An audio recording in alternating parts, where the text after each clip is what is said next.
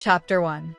Kaeron Lucian Deitas stood mere feet away from his target, a lion shifter who had pissed off Vanders Tarkin, also known as the Great White, because he was ruthless like a shark and racist as all hell, but he was one of the more powerful low-life crime bosses in this shithole of a city Kaeron was calling home nowadays.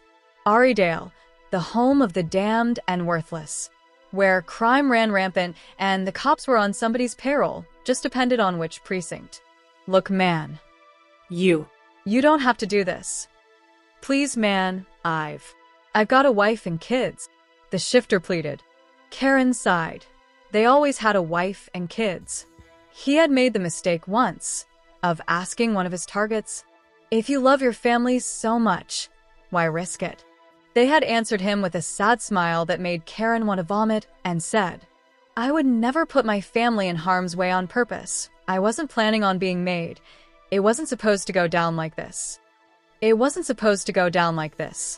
How stupid could these people be? In his line of work, he'd seen it go down like this so many times, he couldn't believe it went any other way. Needless to say, he killed that moron without a second thought. Kaeron was juggling his newly commissioned atrium steel dagger.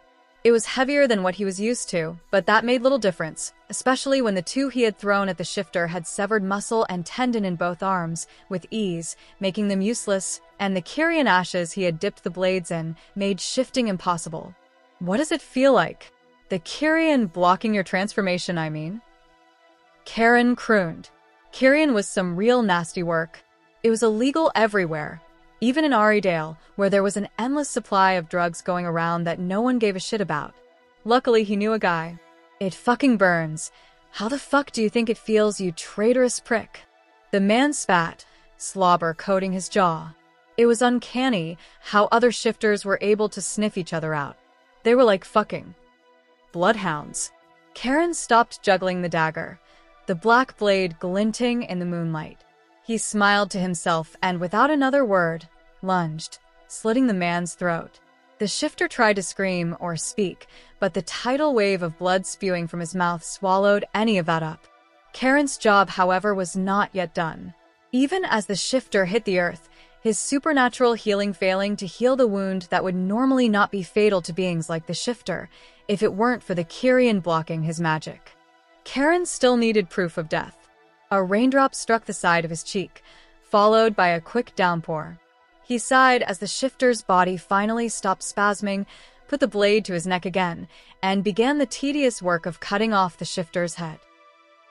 Lillian Hearthstone's breathing was like fire in her lungs as she pushed herself to run faster.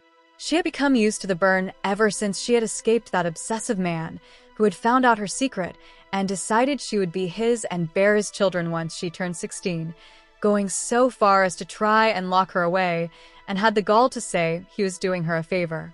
Her feet pounded against the wet cement, splashing in a puddle as she exited the alleyway and took a hard right. The sound of her pursuers gaining had her practically screaming at her legs to go faster. She should have killed the bastard when she had the chance. When her only friend at the prison of a mansion, Sebastian the butler, had drugged her guards and gotten her out. Run, Lillian. Run somewhere he will never find you. Run until you can't run anymore. Don't tell me where you're going. Don't tell anybody. I will come find you when I can. She shook the thought out her head as she turned into another alley. She needed to stay focused on the present, to deal with the werewolves who must have heard of the 35 million Vorks coin bounty that had been placed on her. She was wanted alive at least, though the thought did little to comfort her. Somehow she had avoided capture from a fey bounty hunter, a junkie vampire, and 2 fox shifters who she may have possibly gotten killed after leading them to the middle of a demon summoning, and used the chaos to escape into a network of tunnels that she somehow found her way out of. After that, she had surprisingly been able to cross the border into Los Aires and over the river to this no-doubt criminal-infested city, and thought she would have a second to breath, but apparently news had traveled fast. The night dwellers were out tonight, making for shelter, as the rain roared around them, and the few people who glanced her way, seeing she was being chased, made no effort to help her. Bastards. They were all bastards for ignoring her. She held on to that frustration, and instead of letting it slow her steps, she used it like fuel as she crossed into another alley, this one much more narrow, with a splash. There was a concrete wall too tall to jump over or climb down the path blocking her way forward, but there were two intersections, one to the left and one to the right coming up in a few feet. She chose the one to the left and barreled down it. Her legs were officially jelly, and the panting had set in, each hurried breath like acid in her lungs, but she pressed onwards, refusing to falter for even a step. As she ran through back alley after back alley, hopping fences, dodging the homeless, she sent a prayer to Zedith, the goddess of luck and protection, that her lungs nor her heart would explode from the pressure she was putting on them, but she was starting to slow, the presence of the wolves inching closer and closer. She didn't let that thought sink in as she entered into another alley. A horrible sight flashed her, and she tripped over herself in horror, landing in a puddle of red water, knees colliding hard with the concrete, ripping a whimper from her lips. A body. A headless body. It laid sprawled out only a few inches away from her face. Blood was everywhere, but it had to be a fresh kill. She wasn't sure why she thought it, but she was sure of that.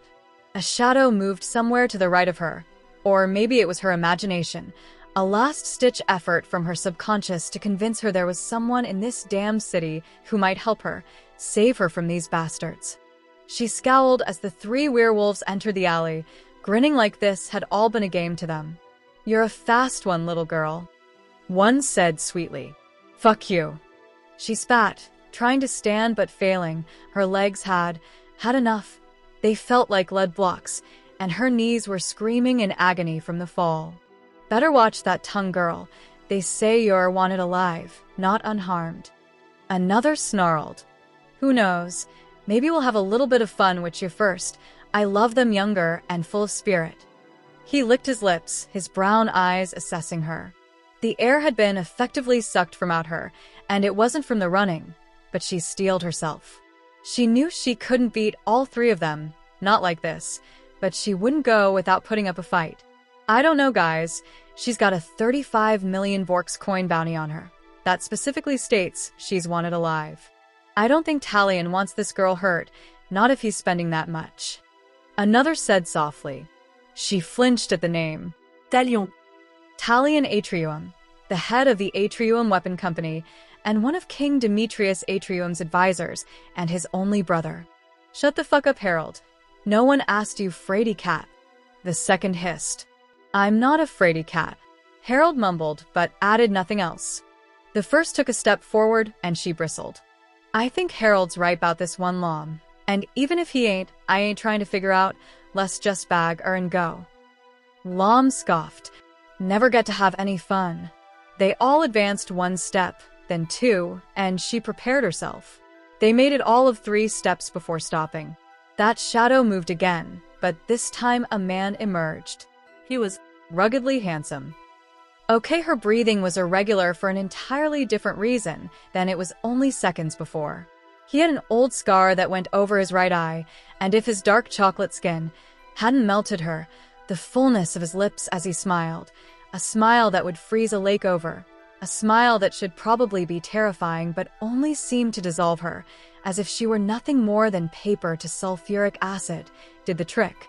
He was tall, at least 6'5", and he was ripped. She could tell even in the dark, even from a distance, sat on the cold ground, and he had an aura about him. It demanded fear and respect. Even the rain seemed to give him space, as if scared of the guy. "Some wolves you lot are. You didn't sniff me out until now. Must be pups." He laughed humorously. The 3 wolves snarled in unison, but only the unnamed one spoke, who Lillian suspected was the leader of the group. "She's our prey fire breather, so get lost." He took a step forward, and the 3 all inhaled a breath. Even Lillian found herself holding in a breath. "You want to repeat that, pup?" he said menacingly. To their credit, they didn't back down. Lom spoke so quietly that even a few steps away, Lillian almost couldn't hear him over the pounding rain. "There's 3 of us. If we shift, no way could he take all us on." Her spine stiffened. He was right.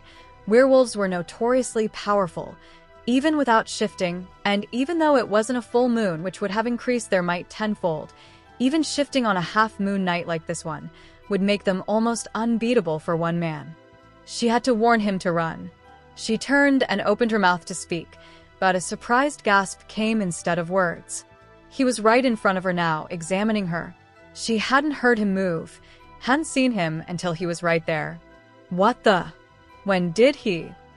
One of the wolves exclaimed, but she couldn't tell which. She was too busy watching those blacker-than-night eyes that scanned over her. He frowned. You're worth 35 million? You're still a girl. She frowned back at the statement. Clearly I'm special then. She retorted sweetly. I have questions for you. He said, ignoring her comment. Why does Talion? Don't ignore us. One shouted, as a flash of light came, and went just as sudden, followed by two more. The sign of the shift. He broke their staring contest and finally looked the wolves' way. So did she. They had transformed, larger now, even more than the man, both in height and muscle mass. They stood on four legs, bodies covered in gray fur. Their mouths were open in menacing snarls, showing off their ginormous fangs, and their golden eyes were narrowed in on the man. Pups should learn how to think first before baring their fangs. He yawned. She looked at him as if he were insane. How could he be so casual about this? But when she looked back, she noticed it. They weren't standing side by side, but back to front in the narrow space. He took out a black blade and said, without looking her way, "This'll only take a moment." And it did only take a moment. Moving so quick, it were as if he were a blur. He struck with confidence and precision, severing limbs and arteries, dodging the single attempt of the first wolf swipe of its gigantic claws, his first and last, before the man had slid the dagger into its eye, and a second later the wolf erupted in flames. He didn't even howl as he hit the ground, shifting back to his charred human body. The sight and smell sent Lillian's head flicking to the left, and she vomited. From a faraway place, she heard the man ask, "Who's next?" Chapter 2. The girl was in his shower. Kaeron was sitting on his red leather couch in the living room, frowning down at his cell phone. A news program played loud as hell through the surround sound speakers as he read the message from his mother for the 6th time. "I know it's been a long time. Oh, Lex was the one who gave me your new contact info. Can we talk, please? I've got a place now. In Decados, on Sethon Street. A green house. I'm sure you'll be able to find it. I'm clean now, P." He threw the phone across the room, tossing his head back, and rubbed the sides of it. He would have to talk to Lex about giving that woman his number, again. Closing his eyes tight, he fought the growing headache that threatened to become a migraine. He needed a cigarette or another fight. Those wolves were not enough by a long shot, especially after two of them did the smart thing, but admittedly the boring thing, and ran away after he had turned their friend into barbecue. He had wanted to question the girl right there and then, but she was vomiting and shaking from the rain. A human girl. She couldn't be any older than 17. Why would someone like Talion Atrium be interested in her? 35 million was no small deal. Kaeron's kill tonight would only make him a measly 35K. Of course, Kaeron took any job he could, if it meant he got to fight, but even the more expensive jobs he had taken hardly ever cleared 4 million, and those involved killing low A-tier demons. Some of those demons had even scarred him. So, to place a bounty of 35 million on a human girl. Something was going on. The sound of the bathroom door opening brought his attention to the present. The girl. Lillian. Or Alyssa. Or Jamie, whatever. She stood in the doorway, a towel wrapped around her long, auburn brown hair, wearing some of his sister's clothes. She was no longer shaking nor vomiting, but her moss-green eyes studied him as if she weren't sure if she should be afraid or not. Good. He cleared his throat, the action making her tense slightly. "Calm down, girl," he said, letting her hear just how annoyed he was, as he turned down whatever news program was on. "As long as you." "My name is Lillian," she rasped. He gave her a look that had grown men 3 times her size shriveling into a ball, but to her credit, she didn't immediately look away. She did eventually, however, smart girl. He continued, "As long as you answer my questions honestly, Everything will be okay, and you'll be allowed to leave in one piece." Her throat bobbed at the threat, and her hands went around her slim waist as if hugging herself. Her response was an almost inaudible, "Okay. Good. First question, are you hungry? I've got some leftover pizza in the kitchen." She looked at him again, brow raised. He shrugged. "You look as if you haven't eaten in days, seriously. When was your last meal?" She stared at him as if she were considering not answering, but sighed. "I don't know, I snacked on a piece of bread a few days ago, I think." He stood and pointed to the couch. "Sit." Her eyes flared with defiance, but he gave her a look that gave no room for argument. She huffed a breath, stalked over to the couch, and plopped down onto it. He smiled a devil's smile at her and purred. Was that so hard? She stuck her tongue out at him. In response, he turned away and headed into the kitchen. The box of pizza sat on the kitchen island where he had left it the night before. He strode over and opened it. Nothing. Lex must have come home at some point and ate the rest. He spoke loud enough that the girl would be able to hear him from where he was, throwing away the pizza box. "No pizza, but I'll fix something up for us." She snorted. "So, you're good with weapons and also a killer in the kitchen." He ignored the statement and rifled through the pathetic contents of his refrigerator. Half a pack of cheese, a pickle, 3 eggs, and a mostly empty bottle of mayonnaise. He closed the fridge and rummaged around the kitchen for anything that any of those would complement, and right before he was about to give up and just make her a cheese sandwich with a side of pickle, he found a half pack of mac and cheese with most of the cheese packet unused. "The fuck is my phone?" He grumbled to himself, one hand fumbling for a pot, the other feeling around for his phone. He'd text Lex to pick up some groceries on her way home tomorrow. He pushed down the thoughts trying to gnaw at him. Lex was the smart one. She wouldn't be dumb enough to roam the streets at this time of night. No, he trusted her not to do something so stupid, but her best friend Elizabeth was a wild, impulsive, gutter girl who, for some reason, Lex liked to hang out with. Him and his sister had moved here 2 years ago after some shit went down between Kaeron and a lowlife crime lord. The piece of shit had called his sister a hot piece of ass, and in return, Kaeron broke the shithead's nose and killed both of his guards. Needless to say, the bastard overreacted, placing a bounty of 5 million on him. Honestly, if he wasn't his sister's keeper, he wouldn't have cared. He would have actually enjoyed killing anybody dumb enough to try claiming his head, but he couldn't risk her being dragged in the middle of his problems, so they moved, and about a year ago, Lex and Elizabeth met and quickly became inseparable. To his utter disappointment, Lillian sat on the man's couch, fidgeting with her hair. He had yet to introduce himself, but she had a sneaking suspicion of who he was. "She's our prey fire breather, so get lost," the wolf had said. Dragon shifters were rare, but they did exist, and thanks to their limited numbers, a bounty hunter like Kaeron Deitas was talked about a lot, even among slaves and servants, and Sebastian had mentioned the shifter a few times during her daily baths. "Run, Lillian. Run somewhere he will never find you. Run until you can't run anymore. Don't tell me where you're going. Don't tell anybody. I will come find you when I can." The words echoed through her hollow body. All the adrenaline from the chase had drained from her, and she was now only conscious from the uncertainty whether she were safe or not. Why was he helping her? Was he helping her? Did he kill the wolves just to turn her in himself? A powerful, jaw-cracking yawn ripped from out her, causing her eyes to water. She swiped at them, but another yawn followed quickly after, bringing more tears. "You are going to fight," the man said right beside her. She nearly jumped out her skin as she whipped around to face him. He was watching her every move, and if she weren't already trying to push her heart back down from out her throat, she'd most likely have felt the chill that worked its way up her spine. "Are you insane?" she shouted, emphasizing every word. He held up the bowl of steaming mac and cheese and repeated, as if he hadn't almost given her a heart attack. "You were going to fight, weren't you?" She eyed the bowl like a feral beast but asked, "What?" He sighed loudly and grabbed her hand.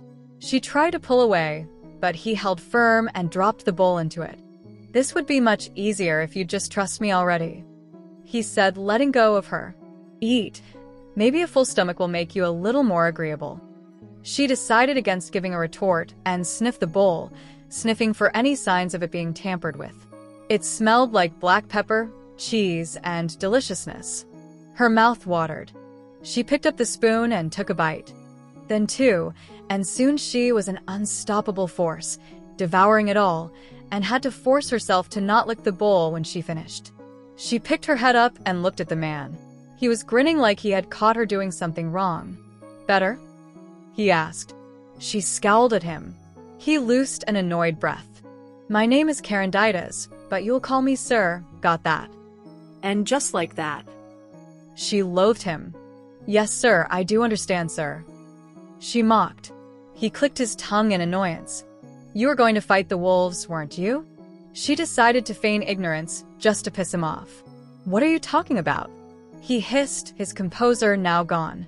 You will answer me truthfully, or I won't continue being so nice. She honestly considered toying with him some more, but decided against calling his bluff. Yes, I was going to fight back. She added with more emphasis than needed. Sir. He seemed to think on the answer, and asked, why does Talion Atrium want you? Straight to the point. She supposed she should have expected as much. Aren't you supposed to take a girl out to a fancy restaurant before she gives you the goods? She smiled, blinking her eyes sweetly. He gritted his teeth so hard that the sound echoed through the room. She flinched. Okay. She hesitated. He wants to lock me away and breed me like some damn horse. Why you? He asked, reclaiming some composure. She steadied her breathing. A good lie contained parts of the truth. I don't know, it has something to do with my mom and dad. I was taken away from my homeland when I was very young, so I couldn't tell you anything about them, and I told him that, but he's still insistent on making me his baby machine. She met his gaze. He wasn't convinced, but she didn't dare say anything. She had learned a great deal dealing with Talion. She'd let him speak first and go from there. That's such a vague story, almost as if you're lying, but you wouldn't do something so stupid to the person who's helping you, right? Right, sir. He sighed. We're going to talk more about this in the morning. My sister won't be home tonight. You can sleep in her bedroom, he said, turning and heading for the stairs, clearly expecting her to follow. She stood and ran after him. He was so much taller than she was, so much so that it made her feel as if he could squash her like a bug at any time. They walked down a hallway passing two open doors. One room had a bunch of workout equipment, and the other held a decently sized library. He stopped in front of the third door, this one closed. This is the second-floor bathroom, he said blandly, opening the door to show her. She nodded her acknowledgement, and they continued down the hall. They walked past another two closed doors, and then they stopped at the only other open door in the hall. This is where you'll be sleeping tonight, he said, flicking on the lights inside. She examined the room. There were a few clothes tossed on the bed, and the walk-in closet was open. Lillian had to admit, his sister had nice taste in clothes. Now that Lillian thought about it, the clothes she was wearing must belong to this sister of his. He walked inside, and she followed after, getting a better view of the room. Her breath caught in her throat as she got a look at the walls. They were a baby blue, but they were hand-painted over with a bunch of symbols that told a story, a dark story, she thought, but it was gorgeous and impressive. If his sister had done this herself, she was beyond talented. Did your sister paint these? She asked, taking it all in. He was exiting the room. Don't go snooping, and don't stay up too late. Oh, and if you try to run, I'll break both of your legs. She swallowed hard at the threat. He left without another word, shutting the door behind him, leaving her with her thoughts. Great, just great. She had escaped one captor, just to fall into the hands of another. Chapter 3. Kaeron was running as fast as he could through the crowded streets of Viandra. His heart was pounding in his ears, but he ignored it, avoiding a head-on collision with a vampire injecting themselves with blood as Kaeron dashed into the alley. Watch it, you little shit, the vamp hissed. Kaeron didn't look back at the junkie. He just continued sprinting forward, The sounds of pounding footsteps entering the alley behind him sang through his blood. "Get back here, kid," the fat leopard shifter, who Kaeron had just pickpocketed, shouted. He had to give the shifter credit for noticing, especially after Kaeron had been so careful and for being as quick as he was in his leopard form, even though it looked like he had ate an entire griffin in a single sitting. It was pointless, however. The shifter was fast, but Kaeron knew this game like the back of his hand. He'd lose the shifter in less than 2 minutes. He took a right, jumping a knocked-over trash can. A woman was lying on the ground. He spared her a quick glance. She was crying, and a nasty bruise marred her cheek. Kaeron was halfway down the alley when he heard the shifter shout in pain, and then a new male voice say, "Now look what you did, you stupid bitch." Kaeron did not look back as he took another right. He saw her peeking her tiny head out the slightly ajar door before he heard her.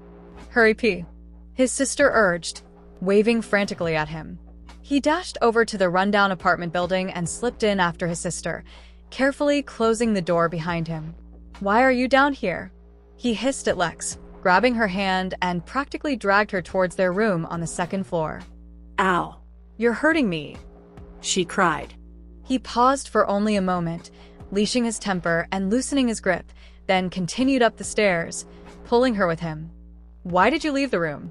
If Rick finds out, you'll get into trouble," he said, trying to calm his ragged breathing. "I'm hungry," she said dryly. He sighed as they rounded the corner to the first room on the second floor, their room. "You didn't even shut the door behind you?" He shook his head. "I was hungry," she repeated. "There wasn't anything in the hiding spot?" She shook her head. He nodded once.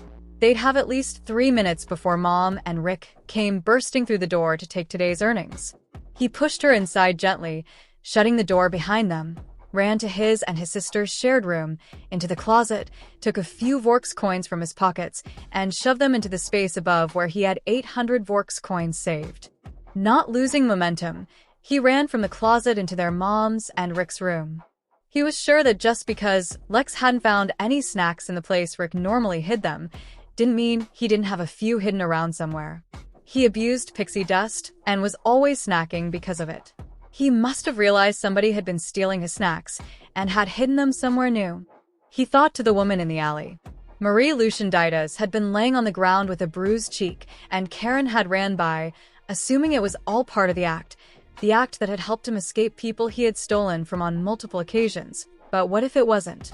The thought had him faltering for a moment. Had she taken the punishment for them? Would he stop at just her? Problems for later. He continued to search. "Found it," he exclaimed victoriously, lifting a box of cookies. "So, you've been the one getting into my snacks," an angry, high-pitched voice said from behind him. Kaeron stiffened a bit, but turned around to face Rick. He was standing in the doorway, wearing a cold smile that held no amusement. He had taken too long. Stupid, stupid, stupid. Kaeron peered behind Rick, only now noticing his sister's muffled cries as their mother wrestled her into their shared room, hand around her mouth. "You ungrateful. Good for nothing," Rick said, entering the room, slamming the door behind him. "Kaeron, Kaeron," his sister cried. Kaeron said nothing, did nothing. He took the beating, even let the bastard bend his index finger back. Snap. A roaring silence pounded in his ears, and then... "Kaeron," his eyes flung open, searching wildly. He couldn't breathe. 2 long arms wrapped around his head, pulling him into a powerful embrace. Her almond and caramel scent told him who was holding him before she spoke. "I'm here, Kaeron, it's okay. You're safe.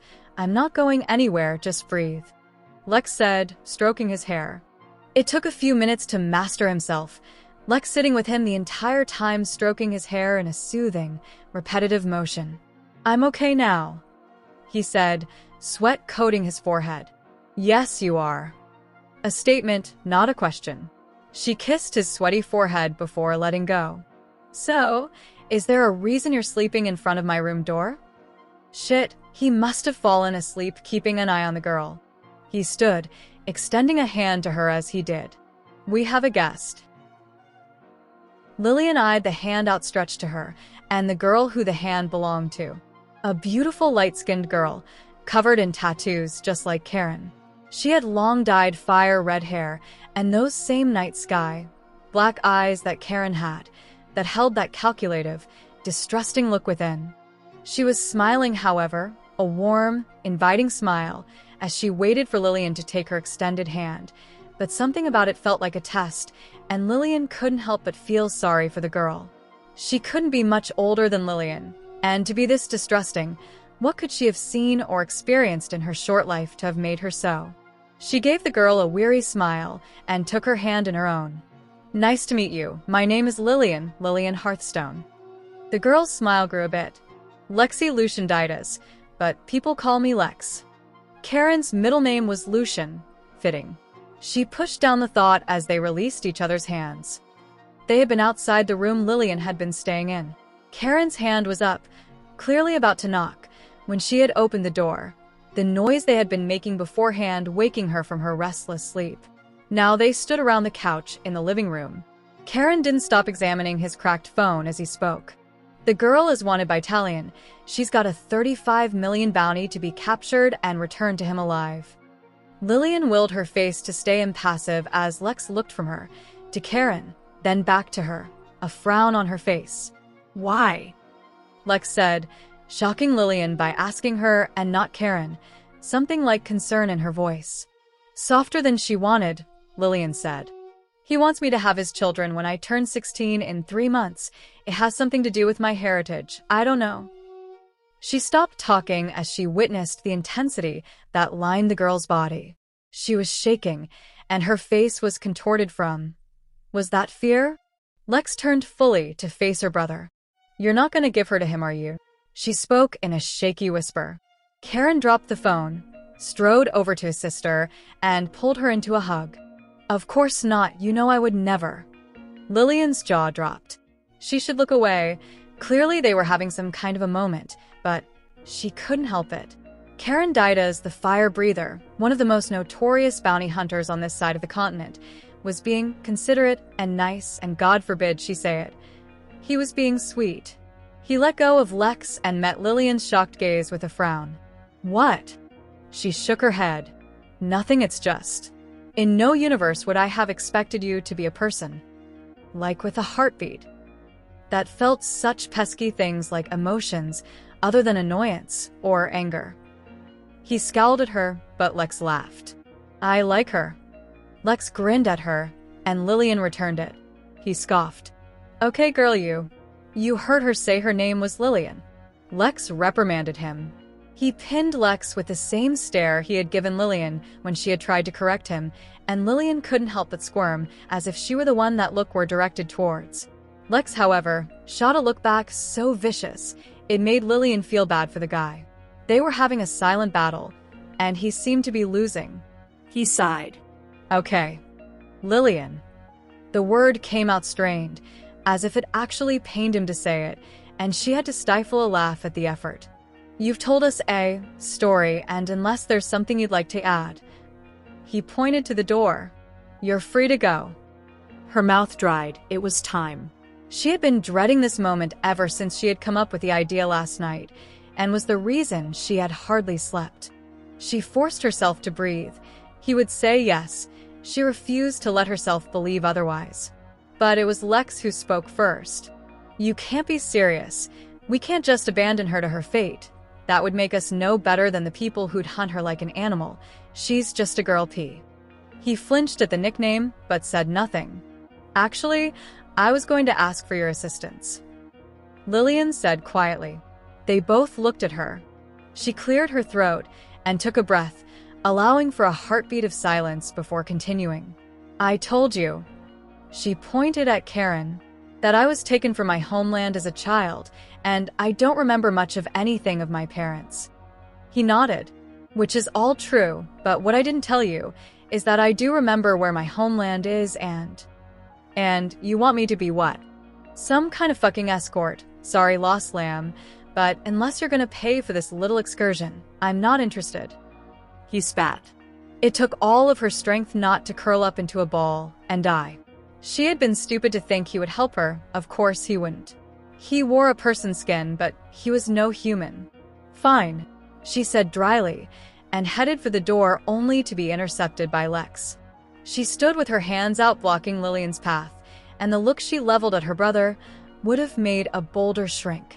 They were having another one of their silent conversations. "But she's a stranger, Lex, and you know I don't do pro bono," he finally said through his gritted teeth. "Really, P? I can't just leave. What about you?" He tried. "I'll come with. Summer break started a week ago. I've got plenty of time." She looked at Lillian. "Where is it we'd be going?" Lillian looked at the girl and whispered, "Itara." "What?" They both exclaimed simultaneously, Lex going so far as to put a hand over her mouth in surprise. "You want me to take you to the City of Angels?" He barked a laugh. "You see what I mean, Lex? I've never seen nor heard of anybody that was born in Itara. She has to be lying or caught up in some real deep shit. Either way, I don't want to get caught up in it, so no, I will not be helping her. End of discussion." "No, not end of discussion." She took a deep breath and softened her tone. "Kaeron, she's a human girl, younger than I am. She won't make it. Even if she weren't being pursued, the Pumi desert is crawling with demons and terrifying creatures. No human could possibly survive on their own. We have to help her." He grinded his teeth, rubbing his temples. "But we won't get back until at the very least December, and that's only if everything goes smooth and we don't run into too many problems. You can't miss that much school, Lex, and not to mention, babysitting the two of you would be a massive pain." She smiled, clearly thinking she had already won. "I already know everything they're teaching at that dump of a university, and you've got it twisted. We're going to be the ones having to babysit you, my party-loving brother." He loosed a long sigh. "That's not what I meant, and you know it." Lillian turned to face Kaeron. "So, does that mean you're going to help me?" He looked at her as if she had just asked him what color the sky was. "I need a drink." He bit out, heading past them and out the door. She looked at Lex, who was smiling triumphantly. That means he's in. Chapter 4. "Good work as always, fire breather," said one of Vandris Tarkin's fat lackeys, a mermaid who had chosen to be in their male form. Mermaids could switch from male to female whenever they liked, and there were many people who'd give up their lung just for a night with one, but mermaids were almost as rare as dragon shifters like himself, almost. "Call me fire breather again, and I'll happily tie you to a chair in my basement and watch as you become human," Kaeron threatened, adding with a cruel smile, "I heard that it feels like dying over and over and over again, and only after all the bone-breaking, flesh-tearing agony and you turn then, and only then, will I finally end your miserable life, fish boy." Mermaids had to submerge in the waters they were born in once a week, or they'd experience what was called the change, where the mermaid would slowly become trapped in a human body.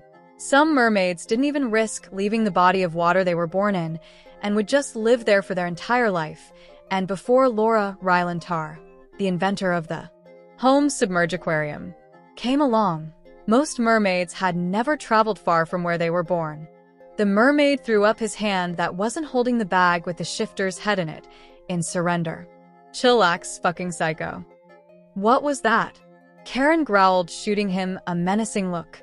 The mermaid's eyes grew to the size of boulders, but before the man could apologize or make it worse, a soft, lilting voice spoke from behind Kaeron. "Tarkin still won't meet with you?" This was the fifth job Kaeron had taken on for the Great White, and he had yet to meet the man, at least not in person. Kaeron had, of course, tracked him a few times just in case.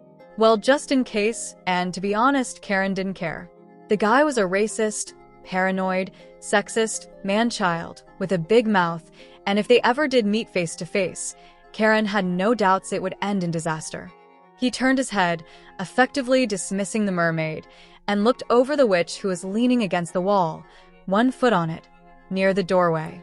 Her light purple eyes watched him with a predator's intensity.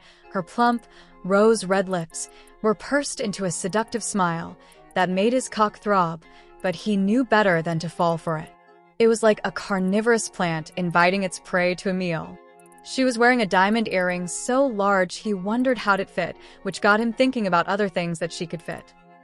Her hair was tied into twin tails that extended down to her excellently sculpted ass, his eyes lingering on the sight, almost making him drool, and her slim figure paired with the lacy black panties she was purposely flashing him under that tiny skirt of hers, and those mostly exposed breasts in that skimpy outfit, was making him feral. "I thought you were out west chasing down some B-tier demon Nayla?" he asked, voice dropping an octave. She bit the bottom of her lip, and he was more than satisfied to watch her look him over, with that slow, lustful gaze that made him swell up. She noticed. "Finished that a few weeks ago," she said, slowly lifting her gaze to meet his own. "Shopped for a while in Cicero, but Drafen has me playing debt collector for him, so I'm here." "So you are," he said, eyes wandering back down to her ass. "Such a dirty look." She whispered sweetly, an invitation. He didn't move. "Why is it I feel like you knew I'd be here?" She smiled innocently. "Why would you think that?" He scoffed. "Tarkin isn't here right now, so unless you, who's even more impatient than I am, are planning to wait, you must have already gotten what you came here for, and now you want something else." He raised an eyebrow. "Ugh, you're so damn scary." She spat, dropping her foot and taking the first step. "What was that?" He snarled. "You heard me, you arrogant, self-absorbed scaredy cat," she said, taking a step with every insult until she was standing so close that she had to look up to meet his eyes. Her jasmine-scented perfume couldn't hide the smell of her arousal that wrapped itself around his cock. "I've killed people for less," he said with a low growl. "Then do something about it," she said, rising up on her tiptoes, inching closer and closer. He broke. Lifting her up against his chest by her ass, he kissed her hard and deep as she wrapped her long, milky white legs around him, kissing him back, her nails digging into his back. Without breaking the kiss, Kaeron slammed her back against a nearby wall. Not hard enough to really hurt. Not her at least, a weaker woman maybe, but hard enough to make her say against his lips, "Playing rough, are we?" "It's been one of those kind of weeks," he said back, still not breaking the kiss. He was vaguely aware of a door opening and a few of Tarkin's men walking out it, seeing them, and wisely going back where they came from. Finally, she broke the kiss, dragging her teeth along his lower lip as she did. "Let's continue this somewhere a bit more private." He smiled and nipped her ear, drawing a surprised squeak from her, before he reluctantly let her slide down to her feet, his erection pressing against her the entire way, and he pinned her against the wall with it. "Kaeron," she warned, but it came out breathy. He lowered his head and kissed the side of her neck once, twice, bringing a finger to her wetness. "This wet already?" He smiled devilishly. "It's your fault," she moaned into his ear. Oh, he'd be the cause of much more than that, but he finally pulled away, followed her outside, to their cars, and to wherever she was staying. Lillian was staring at Kaeron's everywhere as they waited outside his car. He looked as if he had been run over and attacked by a vampire and a grizzly bear. His lip was swole, and there were bite marks on his neck. His eye was also swole, and there were claw marks everywhere, and that was only on the exposed flesh. Yet the man was smiling and even, humming to himself. She didn't even want to breathe too loud, if only to continue witnessing whatever this was. His smile disappeared, and he shot her an icy look. "Keep staring, and I'll tear out your eyeballs and feed them to you." She rolled her eyes and looked away, but she could feel his eyes burning a hole into the back of her skull. She ignored him and instead watched the streets around them. They were mostly empty besides a few stragglers here and there who wouldn't meet her eyes. They never gave the duo anything more than quick glances, yet she felt as if they were the center of attention.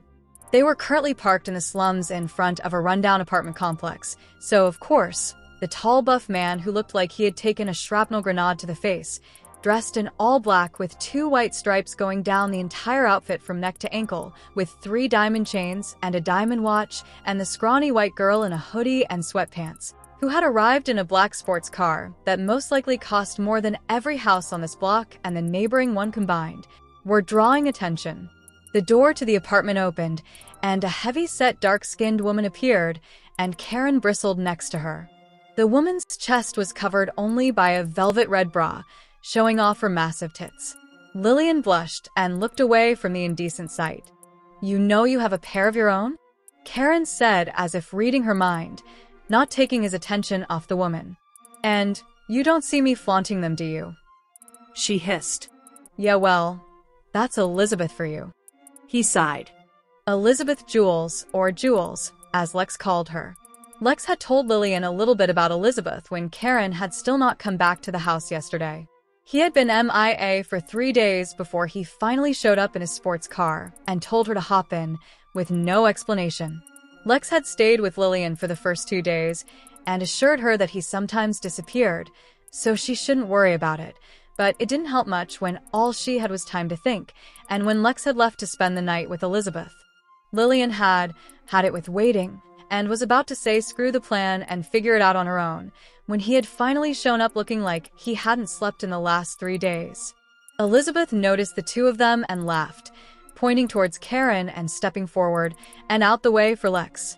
Lex appeared in the doorway and looked their way, smiling and waving at Lillian, who returned the sentiment, but when Lex's gaze landed on Kaeron, she frowned. The two girls exchanged a few more words and then hugged fiercely before Elizabeth stared down Lillian and strode over. "So, you're the reason I'm going to be losing my best friend," Elizabeth said to Lillian, Lex close on her tail. "Don't look all that special to me." Lillian had it with people disrespecting her. "Yeah, well, neither do you," Elizabeth snorted. "It was a joke, damn. This one is a ton of fun, Lex," she mocked. "At least I can be noticed without having to be practically naked." "Oh, wow. That hurt. I'll reflect on my actions right away." Lillian rolled her eyes and looked at Lex, who was examining Kaeron. "Can we get going now?" Lillian said dryly. Kaeron turned his attention from his sister, opened the driver's side door, and sat, waiting for them to do the same. "As fun as it has been to have such a stimulating conversation with an individual like yourself, I'll be off now." "This bitch," Elizabeth said, lunging for Lillian. Neither Lex nor Kaeron stepped in as Elizabeth's fist met Lillian's face. Elizabeth was at least 3 of Lillian, but Lillian refused to go out without a fight, throwing out a bunch of wild punches before Elizabeth tackled her to the ground and pinned her, pounding her face in. Lillian tried scratching her, biting her, even headbutting her, but her hands were pinned by Elizabeth's knees, and every time she tried to bite, she'd be struck in the face, and the few times she had tried to headbutt, Elizabeth had just avoided it and countered. Lillian's lip was bleeding, arms throbbing, legs thrashing, and hot tears leaked down her face before Kaeron pulled the crazy bitch off her, declaring, "That's enough. Fuck you, you psycho bitch." Lillian spat blood at the cement, getting back on her wobbly feet and lunging at the gorilla of a woman, but she was intercepted by Lex. "Let me go. This bitch is about to get what she deserves," Lex spoke, poorly hiding a laugh. "It isn't worth it. Let's just go." Lillian's face was burning hot, and she spat. "Fuck both of you." She snatched herself out of Lex's hold, opened the back of the door, sat down, and slammed the door. Both Lex and Kaeron were joining her in minutes, Lex sitting in the passenger's seat without a word. Kaeron had a smile on his face, but chose not to say anything as the engine roared to life. Lex stuck her head out the window and shouted, "I'll see you in a few." Elizabeth repeated, "See you in a few." And then she was gone. Lex turned her attention to her brother. "So, what tramp did this to you?" He smiled innocently. "What makes you think a woman did this? What if I were attacked by a demon?" "Were you attacked by a demon?" she asked, playing along. "No." The smile in his voice unmistakable. "Didn't think so. So which skank did it this time? Melinda? Imani? Don't tell me you're talking to Brianna again." "Not since she blew up my last car." He shrugged. "It was Nayla. I should have known." He yawned. "I thought you were supposed to be watching Lamb?" That got Lillian's attention. "Who?" He sighed. "You. That's my new nickname for you. It's short for Lost Lamb." "Don't call me that." He ignored her and spoke to Lex. "Drayfin isn't happy about me taking jobs out here." Drayfin, Lillian exclaimed. He was one of the 7. The most powerful people in the world. Even Lillian had heard of them. Drayfin was the newest to the 7, having only earned the title 5 years ago, and he was, in all rights, the most powerful dragon shifter in the world. She said that? Lex asked, ignoring Lillian's outburst. No, but Drayfin wouldn't have sent her out here to keep tabs on me otherwise. Good thing we're about to get out of town for a bit. Lex sighed. Kaeron didn't respond, and Lillian closed her eyes, her growing headache pounding away. She didn't care that they didn't seem to take her seriously. She was on her way to escaping that foul man, and she would lie, cheat, steal, and betray anybody who got in her way, including these 2. If she had to, she'd make it and see the woman who appeared in her dreams most nights. She would, because she had no other choice. Chapter 5. The cool air on Kaeron's face was a godsend against the summer heat. It had been 3 days of driving 2 stubborn females who seemed to be in cahoots on making this trip as boring as possible for him. Only 2 beers while driving Kaeron. Drive the speed limit, Kaeron. No, don't turn the song off, Kaeron. It's my favorite, Kaeron. They were already driving him nuts. The only time he had to himself was during the night, but he had spent most of the nights in the hotels they stayed in on guard duty, so he was one more comment about the Phoenix ash he was sniffing, or how he was smoking a cigarette in the car again from losing his cool. Speaking of cigarettes, he searched the different packs on the wall as the convenience store worker, a wizard boy, probably around the same age as Lamb, focused his attention on his phone. He was having an intense conversation with somebody, Kaeron thought. The kid's fingers were tapping away at an amazing speed, and his face was scrunched up in annoyed frustration. Kaeron also smelled fear. It was slight, hardly a whisper, but it was there, even if it were only a specter in the stale air, tobacco-smelling, run-down excuse of a business. Hey boy, are there no Onyx Vipers? Kaeron's favorite pack of cigarettes had seemed to be the one type that they did not have in stock. The boy lifted up his head from the phone slowly, but didn't completely meet Kaeron's gaze. Did the boy know who he was? What was that, sir? I don't like repeating myself. Kaeron growled, slamming his fist into the counter hard enough for it to shake. The boy jumped backward. I'm so. Sorry, sir, I Jew. Just didn't hear. You. Kaeron loosed an annoyed breath. Onyx Vipers, do you sell them? No, but we do have blah. Black scales. My pops says they're BA. Basically the same. Oh yeah? Well, your pops sounds as dumb as you, if that's what he thinks. I'll have 3 packs of Castasteels. The boy's scent changed. That fear was replaced by anger, and Kaeron wondered if the boy would be dumb enough to act on it, when the door opened with a ding. Kaeron didn't even bother turning to look at the 2 girls as he said, "Hi, lovebirds." Yep. Lex said back, annoyed. He continued as if not noticing. Get whatever you want and throw it in with my cigarettes. Hey boy, I need gas on. He looked to where his car was parked, his view momentarily blocked by a black van. Pump 3. Lamb yawned. You heard her right, or do you need repeating? Kaeron spat. The boy nodded in acknowledgement, and Kaeron, too tired to tell the boy to use his words when responding to him, pulled out his florid card and handed it over to Lex. He headed for the door, but stopped when he noticed the boy had returned to texting and hadn't even pulled out his Castasteels. Are you fucking dumb, boy? Or are you purposely trying to piss me off? The boy's face shot up from his phone, and concern was written all over it, but he didn't speak. Kaeron was about to bend the boy's fingers back until the pain made him drop the damn device, when a familiar, unnerving feeling pricked him. They were being watched. A quick glance out the glass doors, and he saw it. A group of wizards and witches standing by the pumps, wands, and staves all aimed at him. Get down. Lillian was jolted awake by a hand, sending her heart into a sprint. She had been dreaming the same dream she had ever since she was a child. The thick rain clouds that had been covering the sky in her dream had been replaced by the gray of the car ceiling, and the woman with the beautiful smile and butterfly tattoo on the side of her neck was replaced by Lex's hand shaking her lightly. She jerked upwards, swinging her head around wildly.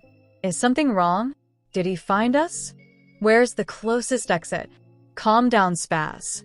I'm just stopping for smokes, so if you need to piss or whatever, now would be the time.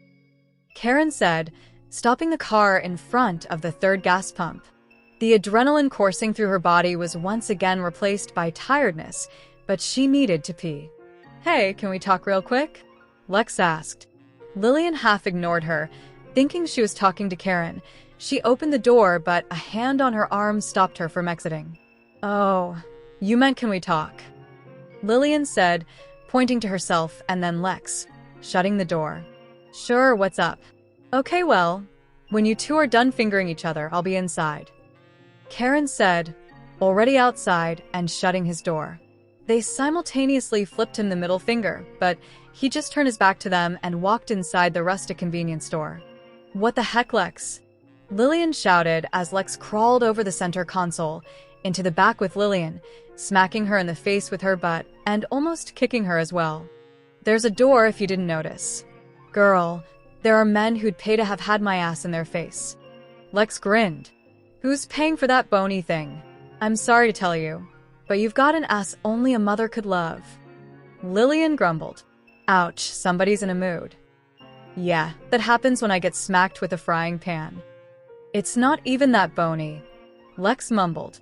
Look, enough about my reasonably bony ass. Are you still mad about what happened with Elizabeth? Lillian bristled at the name. The scab on her lip where the psycho bitch had split it sent a fresh wave of pain, and her joints began aching, as if it were happening all over again. Nope, I'm fine. She lied.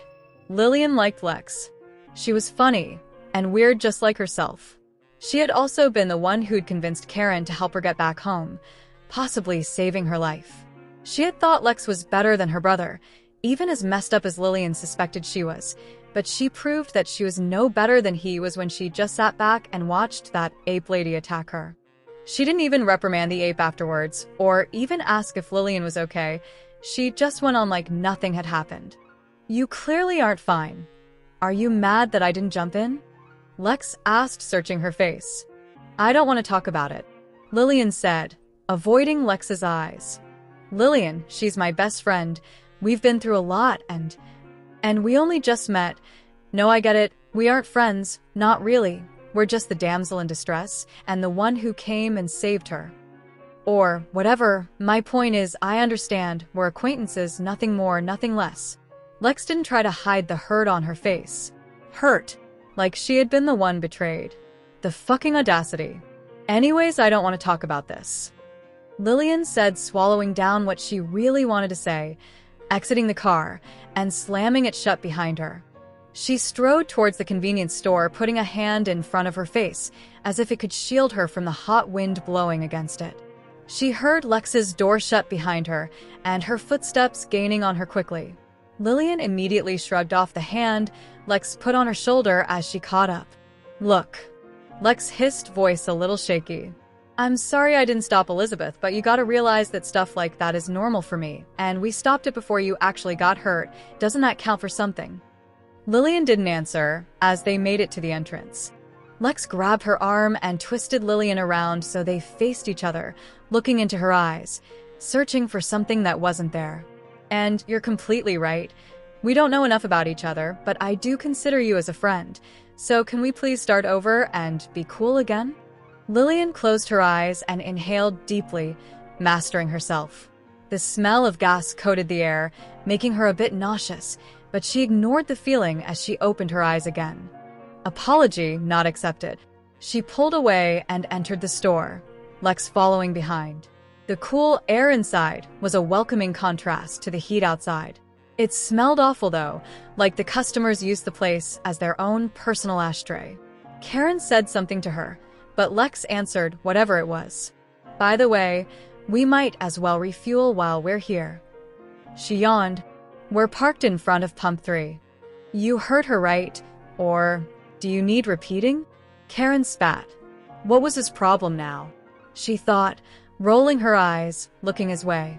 His face had hardened, but so quick that she could have imagined it. She could have sworn she saw a flicker of fear in his eyes as he looked outside. Get down. It happened in a blur. The waves of energy that smashed the windows and collided hard into Kaeron, sending him flying out of sight.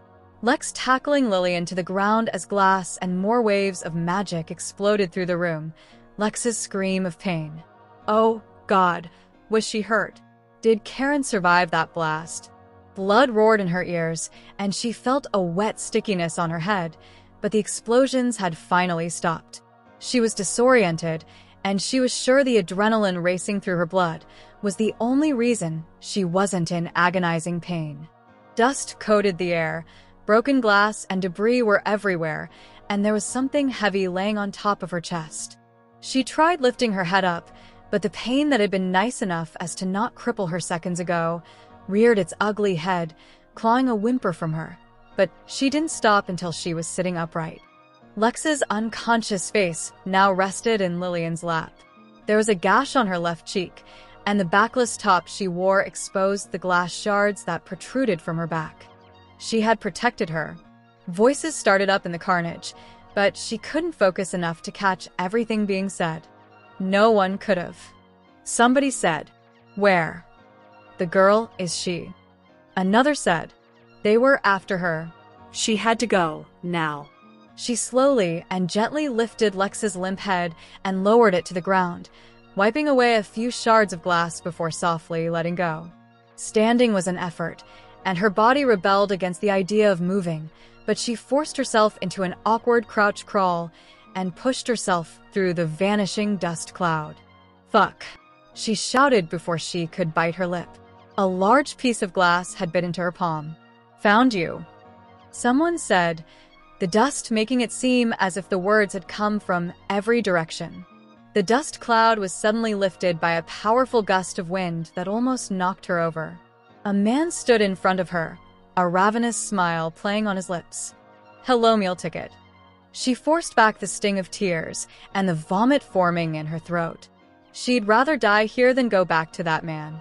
"There's another girl here," somebody exclaimed. Her eyes darted to the male standing over Lex's unconscious body. "Touch her, and I'll kill you all."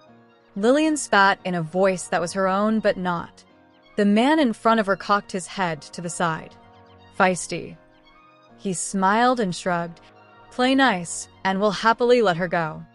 There was no way in hell she was going with them, but she owed Lex for saving her.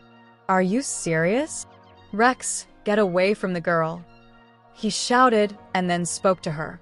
In good faith. "Okay, I'll go, but I'm going to need help to your vehicles," she said, feigning a breath of relief.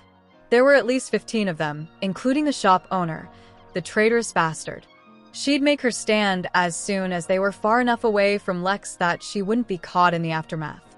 The man walked over and Lillian tensed, but allowed him to help her up and, with surprising gentleness, help walk her in the direction of the others.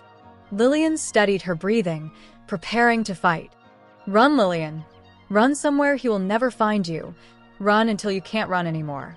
Don't tell me where you're going. Don't tell anybody. I will come find you when I can." A small golden light began forming in her chest, unnoticed by her would-be captors, and a familiar warmth spread through her. Electricity began to dance on her skin, but she made sure her captor didn't notice. Her best weapon was the element of surprise. She had to strike at the right time, or things could get messy.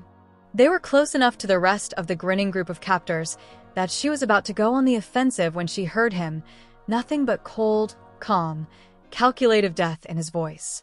"None of you are leaving here alive." Chapter 6. Lillian couldn't stop her shaking. There was a horrified scream that was trapped in her throat, and the glow and warmth that had been building inside her were snuffed out like a candle. Fires danced in the wreckage of the gas station. The air was scorched, and breathing felt as if she were inhaling molten lava. The atmosphere was stained with fear, and there was a strong smell of urine wafting from behind her. You should be dead," somebody shouted. There was a sound of vomiting behind her, and the smell followed quickly after, almost dragging up the measly contents of her own stomach. It smelled like alcohol, rotten eggs, and moldy milk. She covered her mouth but kept her eyes on the monster in front of her. His eyes. They were the eyes of a predator, bloody red with black slits, and there was a pants-wetting intensity to his gaze as he looked around as if seeing prey rather than people. And his face. Oh God. Half of it was scaly and green, but the other half was the same as always. He had a fully extended wing protruding from his shoulder blade, and his fingernails had grown into claws that were basically freshly sharpened daggers. "Kaeron?" Lillian asked so quietly it was barely audible. He either didn't hear her or didn't recognize her voice, because he ignored her cry and slowly turned his head in the way she had left flecks, and the already horrifying look of anger on his face intensified. Chanting brought her attention away from his face, and she saw every single one of the witches and wizards casting spells. Kaeron suddenly burst out laughing, a dark, uncontrollable laugh that wasn't human. It sounded and looked as if he were in agonizing pain. Lillian had never witnessed anything like it. Her captors faltered for a moment, but finished their chants. It was a blur of large jagged rocks being ripped out the earth and flung at Kaeron, or the flesh-burning fireball that had formed above head and launched at him. Somebody had went as far as to condense so much air that it had gained a physical form, a spinning spear, and flung it at him like a torpedo and multiple other spells. She tried to shout for him to get out the way, but the words caught in her throat. Boom. The collision shook the ground beneath her feet, but she could only stare towards where she had just seen the most icy look she had ever witnessed in her life. "You dare injure my Lexi, my sister. How dare you? You who are no more than mere insects crawling in that filth you call skin." Kaeron less spoke than growled in that non-human voice through the dust cloud, and Lillian saw something. He was holding something or someone. It was Lex. He was cradling her, stroking her hair repeatedly in a soothing motion. The captor closest to Lillian took a step back, and somebody muttered, What the fuck?"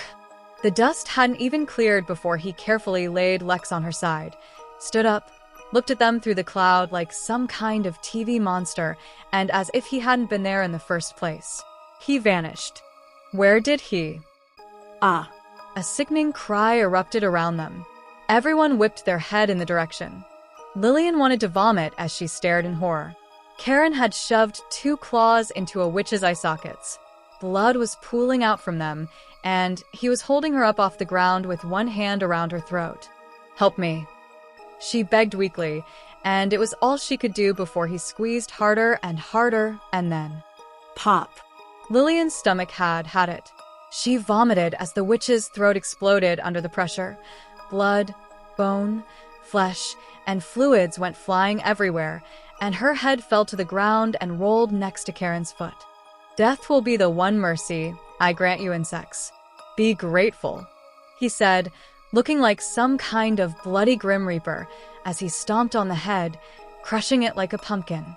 They didn't have enough time to finish any of the spells they tried casting as he tore through each one of them like an avenging god, leaving a mist of blood in his wake until only one was left. The kid who had started all of this was staring at his fallen comrades in petrified horror. He had pissed his pants, and tears streamed down his face in rivers. Kaeron looked at him for the first time, and the boy fell backward as if hit by an imaginary force. He landed in a puddle of his friends, possibly his family's, blood, and whimpered. I. He stammered violently. Kaeron was upon him in a flash, and the boy cried again, attempting to beg for his life, but he couldn't stop stammering long enough to get out anything but, I. Kaeron bent down until they were face to face, and Lillian couldn't help but feel bad for him. "Kaeron, that's enough. Can't you just let him go?" He's clearly learned his lesson. Kaeron leaned in close to the boy, stopping a breath away from his right ear, and whispered something. The boy's eyes grew to the size of boulders, and a dark smile spread across Karen's reptilian face before he licked the blood off the neck of the boy and then bit into it. The boy screamed in agony. "Kaeron!" Lillian shouted, but it was too late. He pulled back, taking a large chunk of the boy's neck with him, and his lifeless body crumpled to the ground.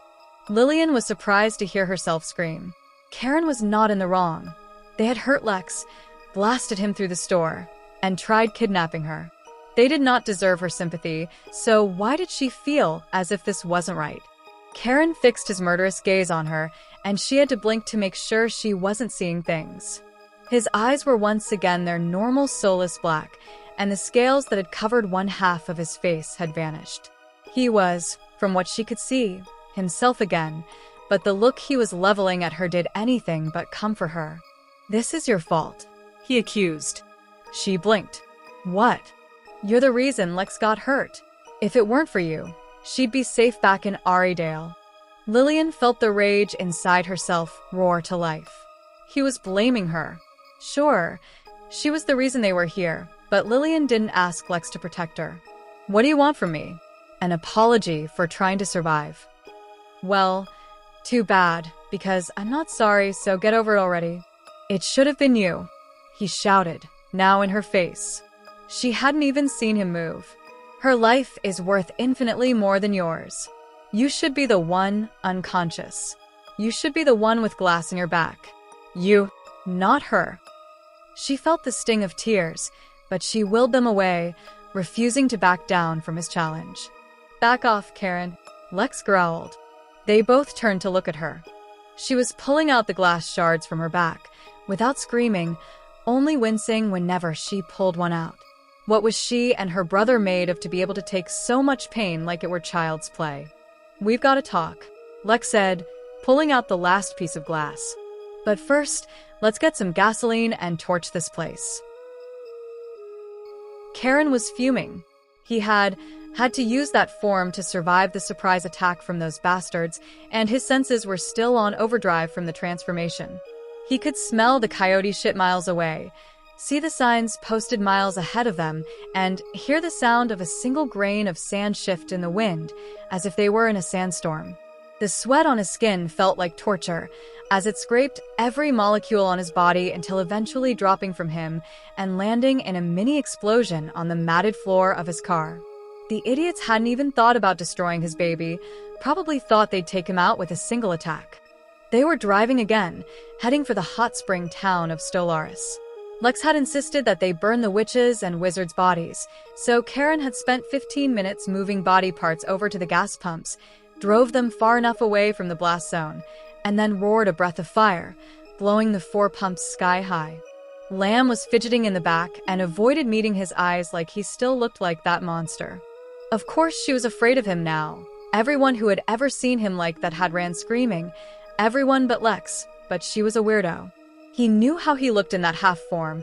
Drayfin had once forced him to look at himself in the mirror, after Kaeron had just wiped out a faction of humans who had been infringing on Drayfin's territory, and Kaeron had vomited at the sight. Drayfin had said it was all for Kaeron. He had said that the fear and resentment Kaeron held for his dragon form was holding him back, and Kaeron knew he truly believed that. Drayfin had wanted Kaeron to succeed him. Even back then, Drayfin no longer wanted to be the public face for Hell's Mob, which was the powerful group of unsavory individuals he rules over. They had their hands in anything from prostitution to assassinations. Honestly, if there was a line he and his followers wouldn't cross, Kaeron had yet to see it.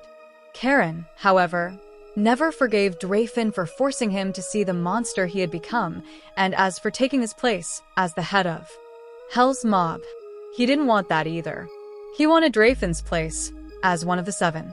Lex cleared her throat, pulling him back to the present. He had given her the last of his elixir, and the wound on her cheek was healing, quickly but not quick enough. He assumed the ones on her back were healing about the same speed, and even though he was certain none of the injuries would leave a scar, it would take a long time before he forgave himself for allowing her to be harmed. She twisted her body in the seat, so she was facing Lamb. "I was kidnapped and sold into sex work for a year when I was 10. Kaeron watched Lamb's face twist into so many emotions so quick that it was impossible to read them, but he got the gist. "I'm so sorry," Lamb tried, but Lex shook her head, dismissing the apology. "You have nothing to apologize for," Lex said matter-of-factly. "I didn't get touched. The older girls looked out for me, and Kaeron rescued me before any of the men in charge realized that I wasn't doing my job, but I'd seen many things, bad things." Kaeron took Lex's hand in a show of support. That haunted look she only ever got while recalling her time kidnapped played on her face. They were extremely close and told each other everything. They had two. They had nobody else they could count on, and yet she still hadn't told him what she had seen in that year, and it drove him crazy, but he never pushed her. She'd tell him when she could. Anyways, my point is, she continued, forcing a smile into her words, you remind me of me back then. Scared, distrusting, and in need of somebody to help you. She looked at Kaeron. That's why I want to help her. She shook her head, as if rethinking that, and looked at Lamb with a smile. No, that was why I wanted to save you, but now that I've gotten to know you, I don't just want to save you. I want to be your friend. And I know that sounds childish, but it's the truth, and I'm sorry about the Elizabeth thing. I've only ever been close to two people before, and... Lamb sprung up and lunged for Lex, pulling her into a deep hug. You risked your own life to save mine. Consider all that bullshit that happened before forgotten. She was crying. Lex started to cry as well. Really? Yeah. Lamb responded. Kaeron rolled his eyes. Lex might have forgiven her and made up with her, but he wasn't so easily swayed. She had put Lex in harm's way, and not just today, but every day that they stayed on this journey towards a place that may or may not exist, and she was hiding something big. He just couldn't tell what, but he would figure it out, and once he did, he didn't care if he had to drag Lex kicking and screaming if it was too dangerous. He would leave the girl and protect his own without a second thought.